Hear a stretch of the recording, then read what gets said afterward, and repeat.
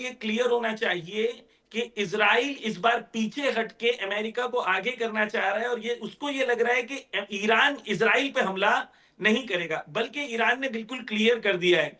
देखें, मैं आपको एक चीज़ क्लियर कर दूँ, ईरान में एक मिलिट्री एक्सपर्ट है, उन्होंने एक चीज़ कही है, बहुत इंपॉर्टेंट है, 2 चीज़ें। एक तो आयतुल्लाह खामेनेई का बोलना कि ये बार रीजनल वॉर होगा। दूसरा उस मिलिट्री एक्सपर्ट का ये कहना कि हम क्यों जाके अमेरिका पे हमला करें? जबकि दुबई में 5 ऐसी लोकेशंस हैं जो जिस पर हमले से अमेरिका हिल जाएगा। उनके इकोनॉमिक पावर और इकोनॉमिक मनी लॉन्ड्रिंग का पूरा सेटअप दुबई में है। उनका सिलिकॉन नाम का जो उनकी वैली सिलिकॉन वैली की कॉपी उन्होंने दुबई में बनाई है, जहां से वो एआई का पूरा मेंटेन करते हैं, आईटी इंफ्रास्ट्रक्चर उनका पूरा मेंटेन होता है।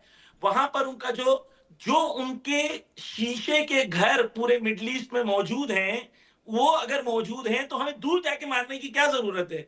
तीसरी चीज, जो मार्क रूबियो ने कहा था कांग्रेस में कि भाई 50,000 हमारे सोल्जर्स हैं और उनकी मिसाइल्स में एक्यूरेसी है कि वो मार सकते हैं, और 2 बार ईरान ने 2020 और 25 में मार चुका है। तो हमारे लिए क्लियर होना चाहिए कि देखिए, मैं एक मिसाल के जरिए से बात क्लियर कर दूं। ये बार जंग जो है बॉक्सिंग मैच है। बॉक्सिंग मैच में दोनों पार्टीज के ऊपर एयर कंट्रोल है और दोनों पार्टीज एक दूसरे को पिन पॉइंट एक्यूरेसी से जहां चाहे वहां मार सकती हैं। तो अगर अमेरिका मार सकता है तो ईरान भी मार सकता है, पिन पॉइंट एक्यूरेसी के साथ। फर्क क्या बचता है? फर्क ये बचता है कि कौन मार खाने के बाद लड़ने के लिए तैयार होगा। ईरान ने 12 दिन मार खाई, 1000 से ज्यादा लोग मरे, लेकिन जैसे ही जंग खत्म हुई, ईरान के अंदर जश्न मनाया गया। क्यों? क्योंकि एक तरफ पूरी दुनिया है, एक तरफ ईरान अकेला है। ईरान तो हीरो बन गया ना। आज पूरे मुस्लिम वर्ल्ड के अंदर Ayatollah Khamenei is by far the best leader that Muslim Sunnis follow today। आप इंडिया में चले जाएं, पूछ लें। तो ईरान की जो पोजीशनिंग है इस वक्त, चाहे वो मिलिट्री हो, चाहे वो आइडियोलॉजिकली हो, चाहे वो हक और बातिल और नैतिकता के हिसाब से हो, ईरान इस वक्त सुप्रीमसी की पोजीशन के ऊपर है। और इजराइल को डरना चाहिए, क्योंकि अगर ये जंग शुरू हुई तो इजराइल के लिए बहुत खतरनाक होगा। मैं सिर्फ, हम आपके एक पैनलिस्ट ने बात कही थी, मैं उसको एक क्लैरिफाई कर देना चाहता हूं कि वो कह रहे थे कि ईरान चाहता है कि हम इजराइल खत्म हो जाए, है ना? मैं ये कहना चाहता हूं ईरान क्या चाहता है। आयतुल्ला खामिनाई के शब्दों के मुताबिक मैं आपको बताता हूं। ईरान कहता है कि हर मुल्क जिसके ऊपर फॉरेन ऑक्यूपेशन है, दूसरे मुल्क ने कब्जा किया है, उस मुल्क को आजाद होना चाहिए। जिस तरीके से हिंदुस्तान 1947 में आजाद हुआ था, फलस्तीन आजाद होना चाहिए।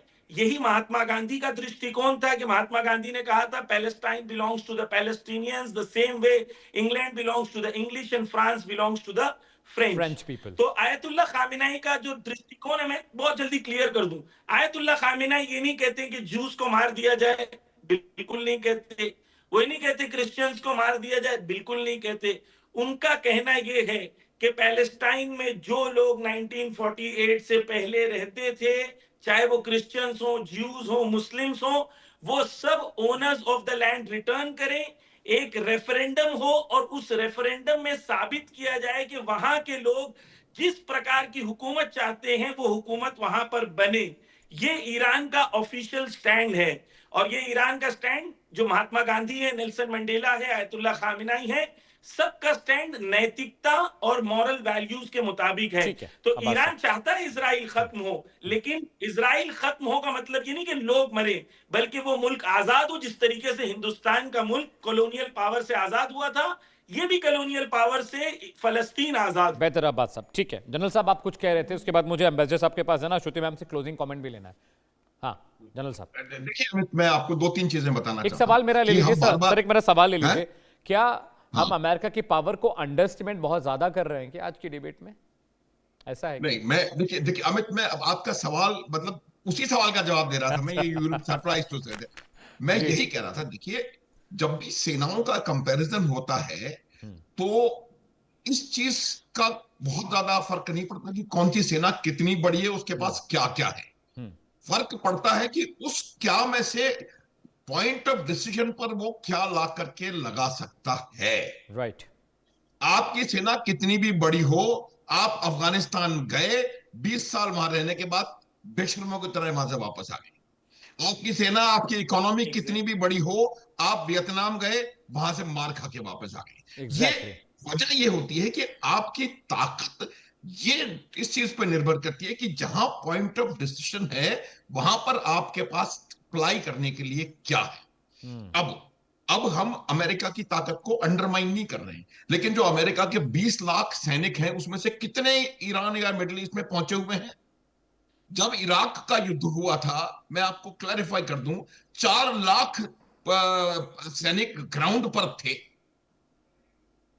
ये आप क्या नहीं कर पाए? सद्दाम हुसैन को आपने गिरा दिया। फिर अब आज ईरान की दो और ताकतें, में ईरान वाले हमारे बैठे हैं वहां पर, उनको भी बता दूं, ईरान की दो ताकतें हैं। पहली ताकत ईरान की यह है कि उनका भूगोल उनके साथ, जिस प्रकार की ज्योग्राफी है, जिस प्रकार की टेरेन है, उस टेरेन में आप फिजिकली आकर के हमला करके सालों तक उनको हरा नहीं पाएंगे। ये मैं आपको बता सकता हूं। आज आप देख लें, पिछले 5 साल से रूस और यूक्रेन में युद्ध चल रहा है, जबकि वहां पर इस तरीके का टेरेन का भी एडवांटेज नहीं है। आज उन्होंने ये बता रहे थे कि उन्होंने मिसाइल सिटीज बनाई हुई है जमीन के अंदर, वहां तक आप कैसे पहुंचेंगे? तो मेरा ये मानना है कि हम किसी को अंडर एस्टिमेट नहीं कर रहे हैं। ये बात मैंने आपको शुरुआत में भी कही थी कि अमेरिका ठीक का है जो सर, बिल्डअप ज्यादा इस सर बार, ज्यादा वक्त वो, नहीं है मेरे पास। हाँ सर हाँ, सर तो हाँ, और दूसरी बात जो मैं आपको बता रहा हूं कि उनको, उनके पास ये जो आईआरजीसी है, वो आईआरजीसी ईरान की सेना नहीं है। ये आईआरजीसी जो है, वो ईरान की जो रजीम है, उस रजीम की को सिक्योरिटी निगहबान है, प्रदान करते हैं। उनका हाँ, उनकी संरक्षक है। Point taken yes. सर। तो एम्बेसडर साहब मैं रजीम आपके चेंज पास आ जो रहा है, हूँ। उसको मेरे को लगता है इनको भूलना पड़ेगा। ठीक है एम्बेसडर साहब, मेरे पास सिर्फ 2 मिनट आपके लिए है। मैं आपके पास आ रहा हूँ। अभी जो अब्बास साहब कह रहे हैं और जिस तरह की बात जनरल साहब कह रहे हैं, मुझे लगता है कि ये अभी बातचीत का दौर और चलेगा। आप जो कहते हैं डिप्लोमेटिक रास्ते हमेशा खुले रहते हैं अमित, तो मुझे लग रहा है राउंड 3 राउंड 4 की उम्मीद अभी है। एम्बेसडर अमित साहब। जी, मैंने तो आपको हमेशा कहा कि मैं डिप्लोमेट हूं और मैं चाहता हूं कि डिप्लोमेसी प्रिवेल करे, वार नहीं। तो मैं तो चाहूंगा कि डिप्लोमेटिक तरीके से ही इसका समाधान हो। लेकिन अब ये सिचुएशन ऐसे दौर पे पहुंच गई है कि जहां पर अगर ये टैक्स से एग्रीड नहीं हुआ और उसमें अगर डिफरेंसेस काफी ज्यादा रहे, तो मेरे को लगता है कि अमेरिका अपने डोमेस्टिक कंपल्सन्स की वजह से या और जो भी उन्होंने अनाउंसमेंट किए उनकी वजह से वो अटैक करेगा। लेकिन अटैक वो कोई वार के रूप में नहीं करेगा, एक लिमिटेड जो आइडेंटिफाइड टारगेट्स है उनके ऊपर करेगा। और वो अटैक का रिटेलिएशन ईरान जरूर करेगा, लेकिन ईरान नुकसान भी पहुंचाएगा। लेकिन मेरे को लगता नहीं कि ईरान की शक्ति इतनी ज्यादा है कि वो इतना ज्यादा नुकसान पहुंचा सके अमेरिका को कि वो बहुत घायल हो जाए। ऐसी बात नहीं है, क्योंकि ये ग्राउंड वार तो है नहीं। अफगानिस्तान में तो ग्राउंड वार था, वियतनाम में भी ग्राउंड वार था, वो बड़ी अलग अब्बास साहब मैं आ रहा सिचुएशन हूँ आपके थी। पास, आ रहा हूँ। ये सिर्फ एयर वार होगा और लिमिटेड अटैक होगा, ठीक है कुछ सर। डैमेज करके वो यहाँ से चले जाएंगे, अपनी विक्ट्री क्लेम कर देंगे और फिर ईरान का अपना रिकंस्ट्रक्शन चलता रहेगा। ऐसा मेरे को लग रहा है। Done sir. अब्बास साहब मैं आपके पास आ रहा हूँ क्लोजिंग कमेंट के लिए। श्रुति मैम के पास जा रहा हूँ। श्रुति मैम, आपका क्लोजिंग कमेंट पूरे करंट सिनेरियो किसी को भी लेकर। बॉक्सिंग मैच, एक हमारे पैनलिस्ट सर ने बोला बॉक्सिंग मैच होने वाला है, तो हम उसी को आगे बढ़ाते हैं। किसी भी बॉक्सिंग मैच का जीतने का तरीका ये नहीं होता कि आप कितनी जोर से घूसा मार सकते हो, आप कितनी जोर से घूसा खा सकते हो, ये भी आपका एक डिसाइडिंग फैक्टर होता है। आप how hard can you take a beating.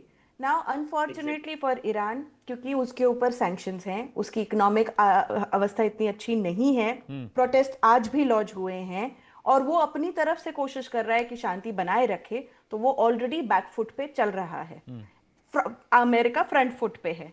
आपने उसका थोड़ा नुकसान किया, जरूर कर सकते हैं। सब नहीं जाएंगे गोले, जैसे हम हर बार बोल रहे हैं कि कुछ तो हो जाएंगे, सब नहीं जाएंगे, नुकसान तो वो भी झेलेंगे। लेकिन जितने दिन तक अमेरिका वॉर लाइक सिचुएशन आपके लिए रख सकता है, स्ट्राइक बाय स्ट्राइक, उतने दिन का शायद ईरान का आज का इकोनॉमिक स्टेटस नहीं रख पाएगा। अंदर की सिचुएशन हमें भी नहीं मालूम है, लेकिन इकोनॉमिक वाइज तो हम ये जान सकते हैं कि war is very expensive machinery, आप उसको ज्यादा दिन तक नहीं चला सकता कोई भी बड़ा देश।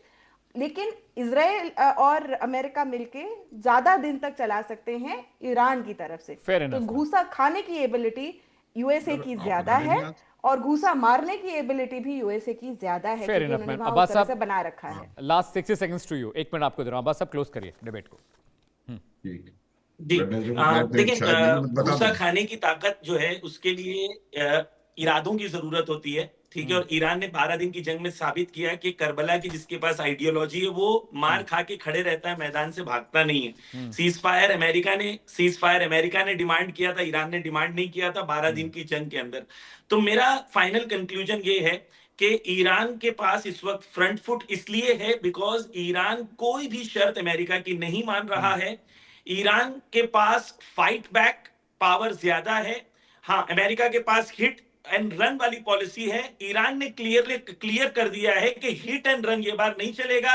अगर मारोगे तो मार खाने के लिए तैयार रहो और लॉन्ग टर्म रीजनल वॉर के लिए तैयार रहो। अगर अमेरिका तैयार है लॉन्ग टर्म रीजनल वॉर के लिए तो ईरान भी तैयार है। और अमेरिका को पता चल जाएगा इस बार कि हकीकत में जंग में किसका दम, किसमें कितना ठीक है दम अब्बास साहब, इंशाअल्लाह। बहुत बहुत शुक्रिया, आपने वक्त निकाला, आप डिबेट में आए। जनरल साहब आपका भी बहुत बहुत शुक्रिया। Shruti ma'am, thank you so much for joining on the show.